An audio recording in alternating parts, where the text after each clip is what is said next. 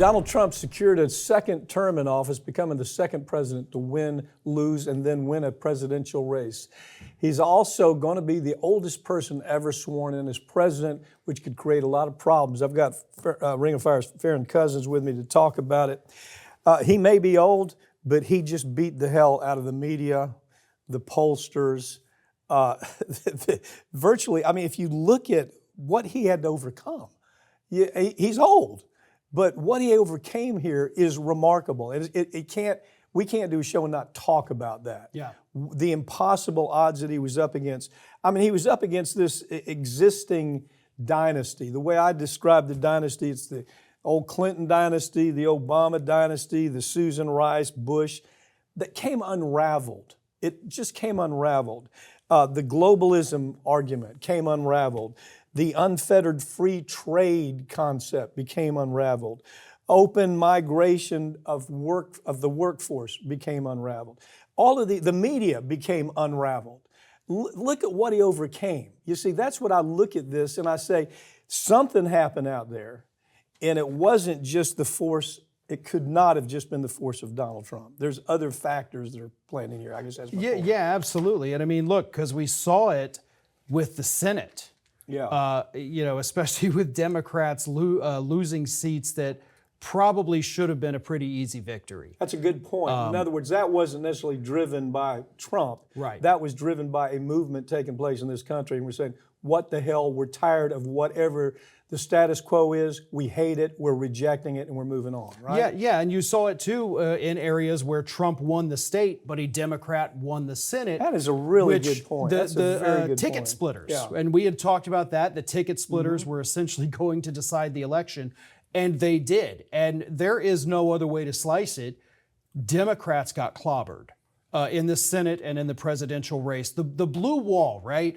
Pennsylvania, Michigan, Wisconsin. All she had to do was get those three states, and all through the night on Twitter, the super smart people kept telling us, stop freaking out. We still got to count the blue areas.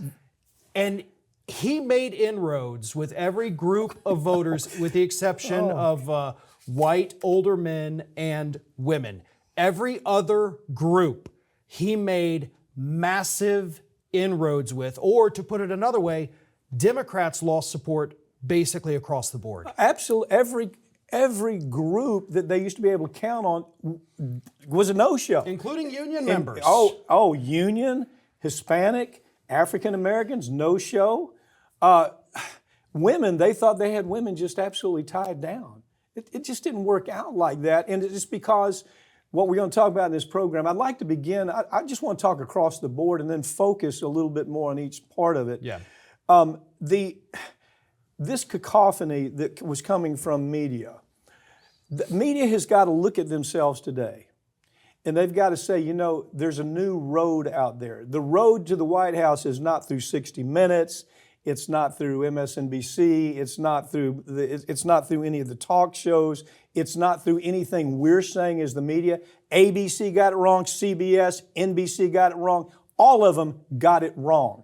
And there's a reason for that. There's a great analysis I saw this morning. The analysis was that they're in a bubble. Okay, you've got corporate media bubble. They talk about this, and then these folks talk about the same thing. Whatever the talking point of the day is what's perpetuated in these numbnuts, these elite numbnuts who believe that they're having an impact on election. All they're doing is talking to themselves. And the rest of the country said, hell no. The number I saw this morning was less than 30% of the American public have any faith in the dictates of corporate media right now. Yeah. This makes it worse. And one of the things that he did, and Harris did a few, but definitely not as many, Donald Trump was going on podcasts. He was going on podcasts I've never heard of. And we're in this business. We know a lot. We know basically everybody in this business who does what we do, yeah. And the Democrats seem to ignore that. I was on the Young Turks on election night doing some coverage with them, and I asked Jank, I said, look, did Harris's people reach out to you? Did she come to LA and sit down and do an interview with the largest progressive media group in the country? He's like, no. And he said, well, obviously she wouldn't be able to handle it if she tried, but they didn't. I said, see, that's the problem. They want to think that, okay, well, everybody watches MSNBC, everybody watches And what's the CNN. truth on that? I love when you analyze this, that bubble. Joe Scarborough in the morning talking to Joy Reid at night, and Joy Reid talking to Rachel Maddow, and they think that it's significant. They think they're having an impact on the American electorate. The numbers are staggeringly low, right? Right, yeah, it's when you break down each individual channel, including Fox News, Fox News on a very good night is going to reach 1% of the U.S. population. Yeah. And that is more than any other cable news. So everybody else on a good night or good day altogether is less than 1% of the population. We actually, when we had talked about CNN, our daily views on our YouTube channel were higher than the daily ratings for CNN. Yeah. And when you look at all these other podcasts that are, even way higher views than what we get, that is where a majority of people are now going, not just for their news, but for their entertainment. And I think part of it, based on reports we've heard, has to do with the fact that Trump has an 18-year-old son, Barron. Barron convinced him to go on several of these podcasts, and then it kind of snowballed from there. Yeah. So He was everywhere. Yeah, He's at Joe Schmo podcast. 300 probably people. could have got him on this show if we just made a call, but Well, we own part of, full disclosure, we own part of the Young Turks. And I was shocked when they didn't even call Cenk and say, hey, we probably ought to come on your show. But as Cenk pointed out, once she was there, what was she going to do? She can't talk. So, I mean, what was going to happen? So, to me, the media issue, if the media were relevant. Now, here's the bottom line, I think tells this story. If they were relevant, Trump would have lost in a landslide. Yeah. Right? Every day, he's a lunatic, he's a Nazi, he's a crook, he's a racist, he's a bigot, he's a dictator, he needs to be assassinated, he's a threat to democracy. Hollywood was going so crazy that they were blacklisting people who even said anything nice about him. These folks couldn't get a job. The corporate media was censoring people in Hollywood that came out and said, maybe you ought to be thinking about some of the points he's making. Some of those people became unemployed. You understand? That's how crazy it was. And so much of this was driven by the media. And the media has to do a real soul searching today to say, what the hell? Are we even relevant anymore? If they were relevant, Trump would have lost by a landslide. How many times did you and I go on fascist, Nazi? We're hearing all of this. The American public most of them don't even know what a fascist is. And the whole attack was built around, he's going to destroy democracy. Well, the American public wasn't buying that. They knew it in the first month. The American public wasn't buying that. Well, actually, I'll tell you what's further than that. So, a lot of the exit polls showed that eventually, as they voted, a lot of people did say, it was like 49% said, yeah, the threats to democracy are my number one voting issue. And then they said, well, who do you trust most to protect it? And they said him. That's all of those attacks, which I'll admit, I leveled those attacks as well.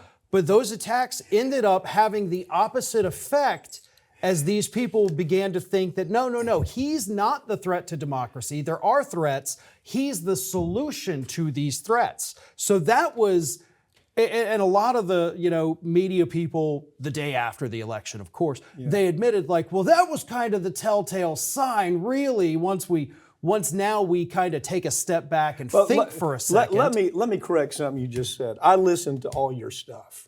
You didn't get crazy like I'm talking about, Farron. Right. You didn't. It wasn't crazy. Let's go assassinate him because he's a threat to democracy.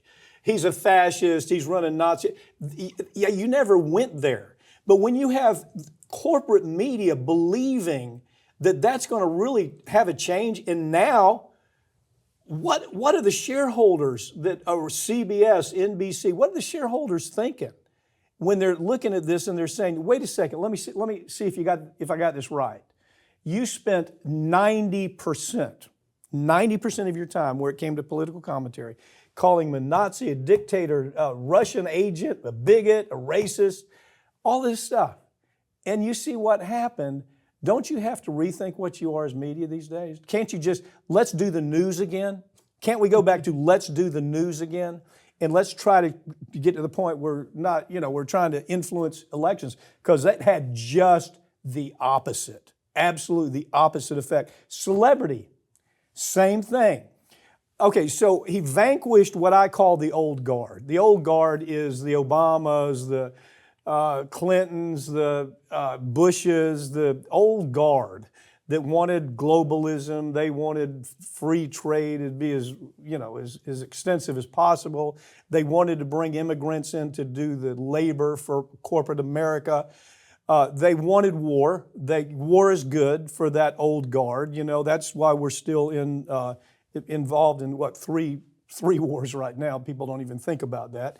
That's why the weapons industry has put so much money into the Democratic Party. He vanquished that. I mean, I don't know how else to put it. The American public understood clearly what was going on. He vanquished the media. He vanquished celebrity Hollywood America. Talk about it.